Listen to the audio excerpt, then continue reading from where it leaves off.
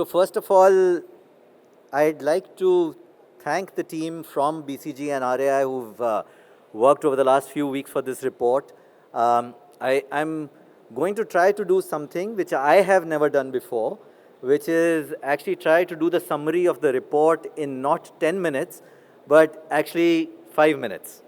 So I'm going to take 5 minutes to actually not talk about the report, but the process through which this report has gotten created, and then take a few minutes, 5 minutes or less, to talk about the key findings of the report.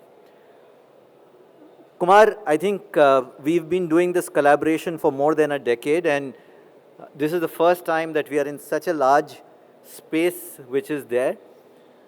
I think the two things that come from a process perspective is, if you look at Indian retail, I think it has also moved through a same kind of a journey.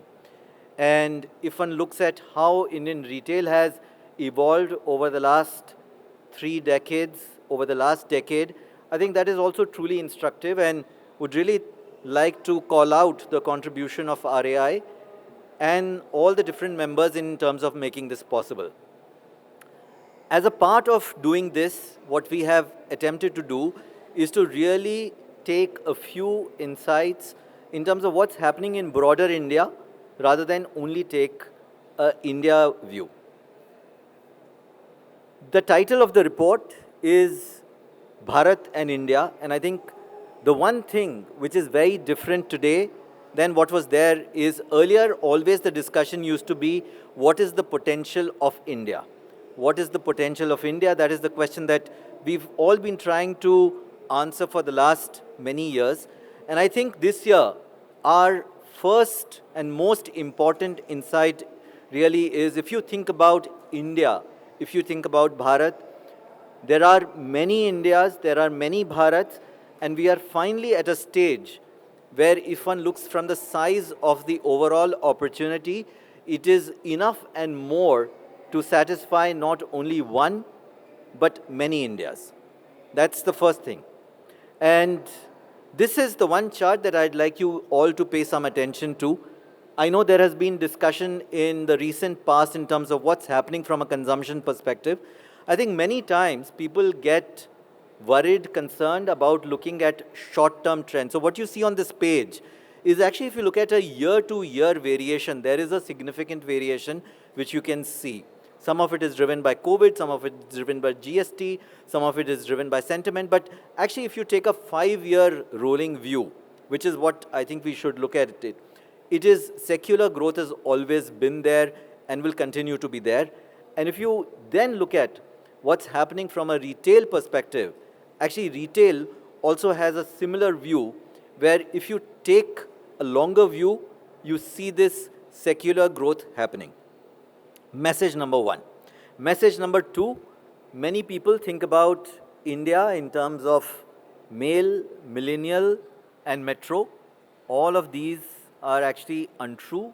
Middle class, again, is untrue. Today, if you look at it from a perspective of income, there is opportunity at the top and there is opportunity in the middle. If you look at it from an age perspective, many times people will talk about youth, and everybody focuses on youth. In this decade, 130 million increase in population will happen. All of it will happen 35 plus. There is an opportunity at the youth. There is an opportunity, I don't want to say old because I'm also of the same age group, but there's an opportunity in the 35 plus, 40 plus as well. And the biggest trend which has happened in India is this, which is about the role of women. If you look at the left-hand side of this page, 20 percentage point gap in high school enrollment has gotten bridged over the last 20 years. Today, the number of girls entering college is more than the number of boys. Today, more than 50% of doctors graduating are women. Today, CAs, what the number was less than 10%, is now more than 30%. This is going to be one of the biggest themes from both a supply and demand side, which one has to keep in mind. And therefore, there's an opportunity in many Indias which is there. But you have to de-average this. This is a picture of India, and I would lay out that there is, if you take a combination of just these three variables, you actually see three distinct segments which are there in India. And if you micro-segment it, there are probably three other, even within each of them. But there are some things which are uniquely Indian, and that is the theme that I would leave all the retailers to think about, which is one has to think about premiumness and value consciousness at the same time. Please figure out which one are you trying to do. If you try to do both, it will be like having your legs in two boats, and you will actually falter. If you think about digital, physical and digital, both are important. So it's not a question of this or, but this and.